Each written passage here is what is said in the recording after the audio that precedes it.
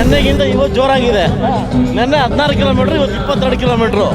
ದಿನೇ ದಿನೇ ಕಿಲೋಮೀಟ್ರ್ ಜಾಸ್ತಿ ಆದಷ್ಟು ನಮ್ಮ ಮೈಲೇಜ್ ಜಾಸ್ತಿ ಆಗ್ತಾ ಇದೆ. ಈ ನಿನ್ನೆ ಪಾದಯಾತ್ರೆ ಶುರುವಾದಾಗಿನಿಂದ ಕಾಂಗ್ರೆಸ್ನವ್ರಿಗೆ ಭಯ ಶುರುವಾಗ್ಬಿಟ್ಟಿದೆ ಏನೋ ಅಂತ ಕಾಣಿಸ್ತಾ ಇದೆ.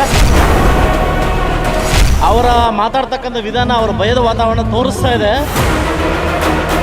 ಬಹುಶಃ ಈ 7 ದಿವಸ ಕಂಪ್ಲೀಟ್ ಆಗೋ ಒಳಗಡೆ ಸರ್ಕಾರಕ್ಕೆ ಒಂದು ಗತಿ ಬಂದೇ ಬರುತ್ತೆ ಅಂತ ನಸಿಕೆ.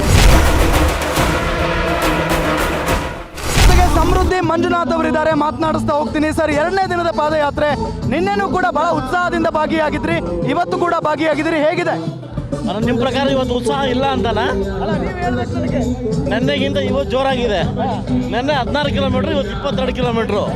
ದಿನೇ ದಿನೇ ಕಿಲೋಮೀಟ್ರ್ ಜಾಸ್ತಿ ಆದಷ್ಟು ನಮ್ಮ ಮೈಲೇಜ್ ಜಾಸ್ತಿ ಆಗ್ತಾ ಇದೆ. ಉತ್ಸಾಹ ಅನ್ನೋದು ಜಾಸ್ತಿ ಆಗ್ತಾ ಇದೆ. ನೋಡಿ, ನೆನ್ನೆ ಹೆಂಗಿದ್ವಿ, ಇವತ್ತು ಹೆಂಗಿದ್ವಿ, ಅದಲ್ವಾ? ದಿನೇ ದಿನೇ ನಮ್ಮ ಹೋರಾಟವನ್ನು ಕಿಚ್ಚತ್ತು ಬೇರೆ ಜಾಸ್ತಿ ಮಾಡಿ ತೊಗೊಂಡು ಹೋಗ್ತಾ ಇದ್ವಿ. ಈ ನಿನ್ನೆ ಪಾದಯಾತ್ರೆ ಶುರುವಾದಾಗಿನಿಂದ ಕಾಂಗ್ರೆಸ್ನವ್ರಿಗೆ ಭಯ ಶುರುವಾಗ್ಬಿಟ್ಟಿದೆ ಏನೋ ಅಂತ ಕಾಣಿಸ್ತಾ ಇದೆ. ಯಾಕೆಂತ ಹೇಳಿದ್ರೆ DK ಶಿವಕುಮಾರ್ ದೇವೇಗೌಡರ ವಿರುದ್ಧ ಮಾತನಾಡಿದ್ದಾರೆ.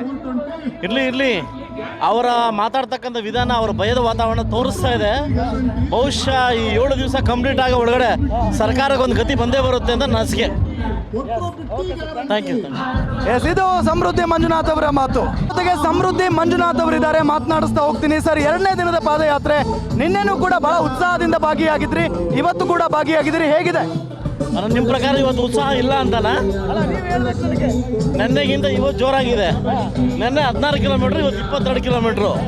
ದಿನೇ ದಿನೇ ಕಿಲೋಮೀಟ್ರ್ ಜಾಸ್ತಿ ಆದಷ್ಟು ನಮ್ಮ ಮೈಲೇಜ್ ಜಾಸ್ತಿ ಆಗ್ತಾ ಇದೆ. ಉತ್ಸಾಹ ಅನ್ನೋದು ಜಾಸ್ತಿ ಆಗ್ತಾ ಇದೆ. ನೋಡಿ, ನೆನ್ನೆ ಹೆಂಗಿದ್ವಿ, ಇವತ್ತು ಹೆಂಗಿದ್ವಿ, ಅದಲ್ವಾ? ದಿನೇ ದಿನೇ ನಮ್ಮ ಹೋರಾಟವನ್ನು ಕಿಚ್ಚತ್ತು ಬೇರೆ ಜಾಸ್ತಿ ಮಾಡಿ ತೊಗೊಂಡು ಹೋಗ್ತಾ ಇದ್ವಿ. ಈ ನಿನ್ನೆ ಪಾದಯಾತ್ರೆ ಶುರುವಾದಾಗಿನಿಂದ ಕಾಂಗ್ರೆಸ್ನವ್ರಿಗೆ ಭಯ ಶುರುವಾಗ್ಬಿಟ್ಟಿದೆ ಏನೋ ಅಂತ ಕಾಣಿಸ್ತಾ ಇದೆ. ಯಾಕೆಂತ ಹೇಳಿದ್ರೆ DK ಶಿವಕುಮಾರ್ ದೇವೇಗೌಡರ ವಿರುದ್ಧ ಮಾತನಾಡಿದ್ದಾರೆ. ಇರಲಿ ಅವರ ಮಾತಾಡ್ತಕ್ಕಂಥ ವಿಧಾನ ಅವರ ಭಯದ ವಾತಾವರಣ ತೋರಿಸ್ತಾ ಇದೆ. ಬಹುಶಃ ಈ 7 ದಿವಸ ಕಂಪ್ಲೀಟ್ ಆಗೋ ಒಳಗಡೆ ಸರ್ಕಾರಕ್ಕೆ ಒಂದು ಗತಿ ಬಂದೇ ಬರುತ್ತೆ ಅಂತ ನಸಿಕೆ. Thank you. ಇದು ಸಮೃದ್ಧಿ ಮಂಜುನಾಥ್ ಅವರ ಮಾತು. ಗ್ಯಾರಂಟಿ ನ್ಯೂಸ್, ಸುದ್ದಿ ಖಚಿತ, ನ್ಯಾಯ ನಿಶ್ಚಿತ.